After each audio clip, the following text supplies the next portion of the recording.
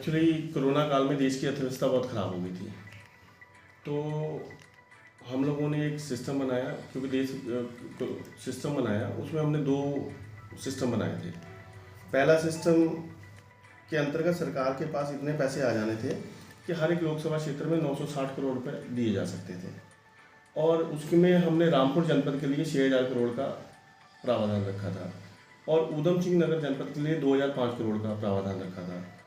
और इनका जो इनकम टैक्स, इसमें 3,30,702 लोगों को रोजगार के अवसर मिल जाते हैं प्रत्येक वर्ष।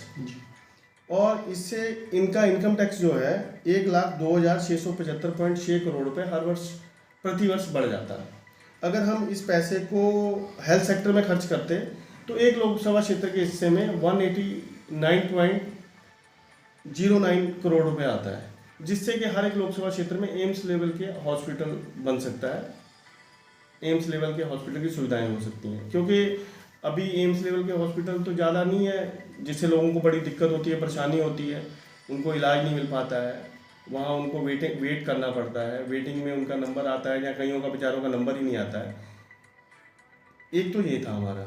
दूसरा सिस्टम ये था कि उसमें 50 करोड़ लोगों को रोजगार मिलता, जिससे सरकार को 30 लाख करोड़ रुपये प्राप्त होते, और बाद में उसी सिस्टम से सरकार हर वर्ष अनुमानित 25 से 30 लाख करोड़ रुपए कमाती। उससे फिर जब लोगों को भी उससे रोजगार भी मिलता और उनकी इनकम भी होती। एक तो जो रोजगार की समस्या है ये खत्म हो जाती, और जो बेसिकली हर एक क्षेत्र पिछड़ा हुआ है, जैसे सड़कों की दिक्कत है, बिजली की दिक्कत है, पानी की दिक्कत है, पानी की निकासी की दिक्कत है, शिक्षा की दिक्कत है, हेल्थ सेक्टर में प्रॉब्लम है, सोशल सिक्योरिटी नहीं है, पर्यावरण की दिक्कत है, रोजगार की दिक्कत है।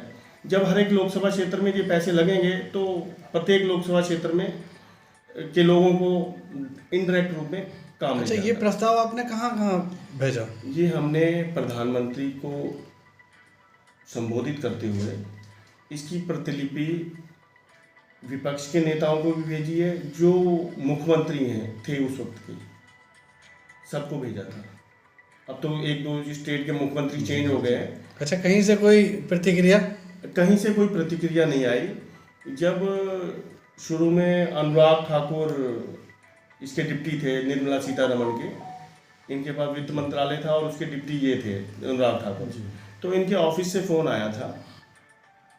उन्होंने कहा जी देश हित में आप पूरा सिस्टम बना के हमें मेल कर दीजिए। वो हमसे बात भी नहीं करना चाहते थे, मिलना भी नहीं चाहते थे। हमने कहा ठीक है, कोई बात नहीं, आप हमसे बात करिए। भी जिन लोगों ने सिस्टम बनाया है आपके आमने सामने बैठेंगे। इसमें हमने कई चीज़ें देखनी हैं, जैसे हम अपने क्षेत्र के लिए भी देखेंगे भी, इसीलिए हमने अपने क्षेत्र के लिए 6000 करोड़ का वो रखा है। 2005 करोड़ डिस्ट्रिक्ट ऊधम सिंह नगर के लिए रखा है, क्योंकि वहाँ भी हमारी राजनीति, हम वहाँ छात्र संघ अध्यक्ष रहे, राजनीति हमारी वहाँ से रही है। अब हम आपको बना के भेज दें, हमारा कहीं नाम ही ना हो, हमारे क्षेत्र के लिए कोई काम ही ना हो, तो ऐसे तो नहीं हो पाएगा ना। वो हमसे मिलना भी नहीं चाहते थे। वो तो कह रहे थे कि कोरोना काल चल रहा है, हम आपसे मिल भी नहीं पाएंगे। मैं कहा हमारे यहाँ भी कोरोना चल रहा है, हम लोग हमारे पास आते हैं, एक सोशल डिस्टेंस बना के हम मिलते हैं, काम के लिए आते हैं, हम उनसे मिलते हैं, बातचीत भी करते हैं, मास्क लगा के रखते हैं।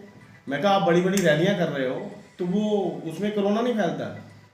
अगर आप हमसे बात करोगे और पूरी प्रॉपर दूरी बना के बात करोगे, उससे कोरोना फैल जाएगा। तो उसमें उनका कोई रिस्पॉन्स नहीं था। उसके बाद में कुछ दिनों बाद फिर उनका वहाँ से फ़ोन आया, तो कहने लगे मैंने कहा जी मैंने आपको भेज दिया है, हमने प्रस्ताव भेज दिए हैं, अगर आप बात करने को इच्छुक हैं तो हमसे बात कर लीजिए, हम बात करने को तैयार हैं। आप हमें जगह बताइए, टाइम दीजिए, हम समय दीजिए, हम आके मिलेंगे। तो उसमें कोई बात नहीं हुई। उसके बाद मेरे एक दोस्त हैं, इनके रिश्तेदार हैं अनुराग ठाकुर के, अब इनके पास खेल मंत्रालय था, अभी पिछले कुछ दिनों की बात है, तो इनसे मिले थे तो कह रहे चीज़ें तो बहुत अच्छी हैं, लेकिन मैं इसमें कोई मदद नहीं कर पाऊँगा। उसका फिर वो जो उसका सेक्रेटरी था, पीए था, तो वो कहने लगा आप मेरे को बता दीजिए पूरा। तो उन्होंने कहा भैया हम आपको कैसे बता सकते हैं। मतलब इनके ये ना देश हित में कोई काम कर, इनके अंदर लालच है, ये सोचते हैं हमारा नाम हो और जिन्होंने किया है उन वो खड्डे में चले जाए। नहीं, अगर प्रस्ताव में दम है तो फिर उन्हें एक्सेप्ट करने में क्या मुश्किल है? हम ये कह रहे हैं भाई साहब, आप बड़े से बड़ा प्लेन बिठा लीजिए, बड़े से बड़ा इकोनॉमिक्स बिठा लीजिए, ये 1010% होने वाला काम है, इसकी हम गारंटी देते हैं। मोदी जी तो जब बात हुई थी ना, वो कह रहे थे कि 15 से 20 लाख का जुमला है, जुमले करते हैं। हम एक गारंटी लिख के दे देते हैं।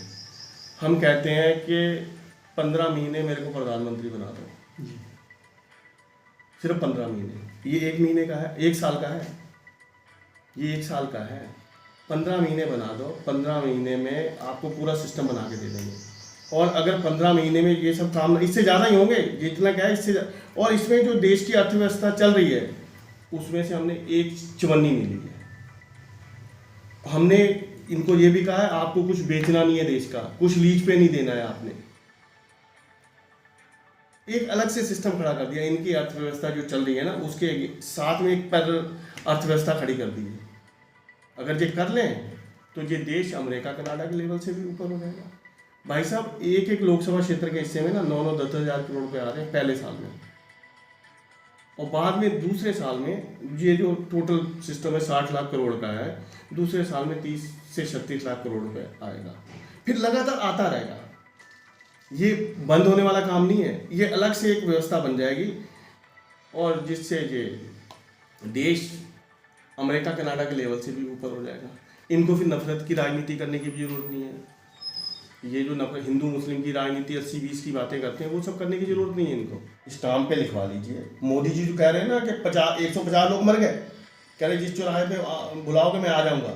मैं कह रहा हूँ मेरे को शरेआम फांसी पे लटका देना अगर ये नहीं कर पाए तो। 1010% गारंटी, होने वाला काम है, और आराम से होने वाला है, स्मूथली होने वाला है। मतलब उसके लिए किसी के ऊपर दबाव नहीं बनाना पड़ेगा। कुछ भेजने बहुत आराम से ऐसे हो जाएगा। सब चीज़ें कैलकुलेटेड हैं इसमें। जैसे हर एक लोकसभा क्षेत्र में एम्स का, हॉस्पिटल का है, अधिकारी, कर्मचारी, मंत्री, मुख्यमंत्री, केंद्रीय मंत्री, विधायक, सांसद, सब जनता के सेवक के रूप में काम करेंगे। इसमें वो नहीं है, मतलब ऐसा है ना, जैसे आप पहले दिन से, जैसे मुख्यमंत्री हेल्पलाइन है, प्रधानमंत्री हेल्पलाइन है, मैंने कंप्लेंट की मेरी रोड खराब है। अब पीछे एक और दिक्कत थी, ये खंबे थे, लोगों के एक्सीडेंट हो रहे थे, 2 साल बाद जाके वो बदले गए हैं। 2 साल बाद, और कई लोग मर गए। अगर जब हमने कंप्लेंट की उसी वक्त उस पर एक्शन हो जाता तो लोग मरते तो नहीं ना। जैसे हमारी रोड की है, उसका दिन फिक्स कर दो, 15 दिन के अंदर में हो जाएगा। और जमीनी स्तर पे काम करो। अगर अब कागजी कार्रवाई जी आपका निस्तारण हो गया है, फर्जी निस्तारण हो जाते हैं, जमीनी स्तर पे काम नहीं होता है। और जब जमीनी स्तर पे जब आप पावर में होते हैं, जमीनी स्तर पे काम करने में कितना टाइम लगता है। पैसे की आपके पास कोई कमी नहीं है, आपके बाकी चीज़ों के लिए पैसे हैं। आप 8,000 करोड़ का जहाज ले आते हैं 2, आप 15 एकड़ में अपना घर बनवा रहे हैं। आप वहाँ पे संसद में बैठने की अभी कोई दिक्कत थोड़ी ना थी, आराम से बैठ रहे थे। वो उस पर कई हज़ार करोड़ रुपये आप खर्च कर दे रहे हैं लोगों का पैसा है। अभी आप कोई राजे रजवाड़े तो है नहीं, आपकी कोई रियासतें तो है नहीं। आप जो ऐशो आराम की ज़िंदगी जी रहे हैं, जनता के पैसे भी जी रहे हैं ना। जनता टैक्स देती है, डायरेक्ट इनडायरेक्ट, 2 तरह के टैक्स हैं भी। किसी का 1 चवन्नी का हिस्सा हो सकता है, किसी का 1 पैसे का हिस्सा सभी का है ना। तो आप उसमें मौज ले रहे हैं, उसके बाद भी आप जनता के बारे में सोच नहीं रहे हैं। जनता आपसे मिल नहीं सकती है। अभी किसान की कई 700 कुछ किसान शहीद हो गए हैं। बाद में मैं माफ़ी मांगता हूँ, वो भी माफ़ी मांगने का तरीका सही नहीं था, वो गले से उतारना था। अब पहलवान बेटियां वहाँ बैठी हुई हैं, तो ये तो कोई तरीका थोड़ी ना, अंधे बहरे वो हो जाना, ये इस तरीके से थोड़ी ना काम होते हैं। आपको सब कुछ चाहिए है, बाकी किसी कुछ नहीं चाहिए। आपको सिक्योरिटी भी चाहिए, बुलेट प्रूफ गाड़ियाँ भी चाहिए। उसके बाद आप कहते हो बहुत मैं सशक्त प्रधानमंत्री हूँ, 56 इंच का मेरा सीना है, सब मुझसे डरते हैं। फिर आप कहते हो कोई मुझे गाली दे रहा है। कोई कभी कहते हो मैं अपने मुख्यमंत्री से कह देना मैं अपनी जान बचा के आ गया हूँ। प्रधानमंत्री का काम ये है क्या? आप कुछ फैंसी ड्रेस प्रतियोगिता में थोड़ा ना भाग ले रहे हैं यार। आप देश के प्रधानमंत्री हैं, आप यार सिस्टम से, जैसे मैं ही हूँ, हमारी स्थितियाँ उतनी अच्छी नहीं है। जैसे मैं भी जीन्स और कुर्ता पहनता हूँ, मैंने अगर सुबह एक बार पहन लिया है तो मेरा रात तक वही चलेगा। हालांकि उनके वहाँ तो ना धूल है ना धक्कड़ है, बड़े बहुत अच्छे ऐशो आराम है उनके, तो खराब ही नहीं। शाम को आऊँगा, घर आऊँगा, नहाऊँगा, अपनी नाइट ड्रेस पहनूंगा, छुट्टी, यही तो है। अब मैं 10 जगह जा रहा हूँ, चलो कई बार ऐसा हो जाता है, कभी चाय गिर जाती है, कॉफ़ी गिर जाती है, गंदा हो जाए, तब तो आदमी बदल सकता है। लेकिन ये कौन सा तरीका है यार? आप जा रहे हो 10-10 बार कपड़े बदल रहे हो। 2024 में इलेक्शन आने वाले हैं, हमसे बात करिए, लोगों का भला करिए, नफरत की राजनीति बंद कीजिए, सही तरीके से काम करिए, भ्रष्टाचार को ख़त्म करिए, हैं, ये सब चीज़ें तो ये ला सकते हैं। ये जब तक चुनाव आएंगे तो इसको मतलब विद इन 3 मंथ ये चीज़ें लागू हो जाएंगी। ये 50 करोड़ लोगों को 3 महीने के अंदर अंदर रोजगार मिल जाएगा और आप काम करना शुरू कर देंगे।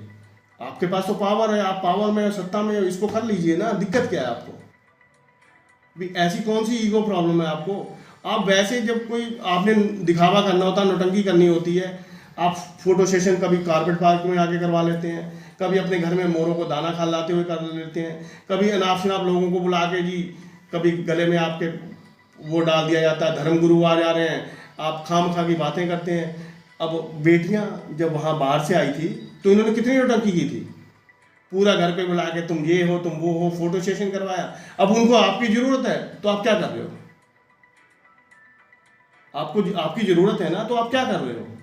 आप एज ए प्रधानमंत्री काम करो, अच्छे काम करो। हमने तो आपको लेटर लिखे हैं, आप मेन तो आप हो। हमने इसमें संबोधित प्रधानमंत्री को किया है, किसी विपक्ष के नेता को नहीं। हाँ, प्रतिलिपियां मैंने सभी को भेजी हैं। मैं कहा चलो अगर प्रधानमंत्री नहीं समझ रहा तुम लोग समझ लो, कोई तो समझे। और इसके अलावा जैसे शस्त्र नीति है, अब इन्होंने लोगों को कितना परेशान किया। 3 लाइसेंस थे, आपने पहली बात तो जरूरत नहीं थी, आपने शस्त्र नीति चेंज की, जिसका तीसरा लाइसेंस था उसे जी निरस्त कर दो, सरेंडर कर दो। जो जैसे राइफल क्लब के मेंबर्स थे, जैसे मैं भी मेंबर था, वो 4 लाइसेंस रखते थे, चौथा .22 का लाइसेंस रखते थे। वो जी अब जी वो भी 2 रख पाएंगे, इन्होंने वो भी बंद कर दिया। भी आप लोगों को परेशान क्यों करते हो यार? आपने कोई नीति बनानी थी, उसको प्रॉब्लम आप आगे से भी अब से ये नीति लागू होगी, पीछे जो हो गया वो हो गया, ऐसे ही होना चाहिए ना। उनसे क्या कोई खतरा है? जब 2 लाइसेंस रखने से किसी की खतरा नहीं, तीसरे से आपको क्या खतरा हो जा रहा है? भी इनके अधिकारी भी, इनको जो दिमाग देते हैं, इनके अधिकारी जो पता नहीं कैसा दिमाग देते हैं। भी अधिकारी अगर गलत कह रहा है तो उसे को भी ये कैसे हो जाएगा, तू क्यों गलत आइडिया दे रहा है, तू गलत नीतियाँ क्यों बनवा रहा है?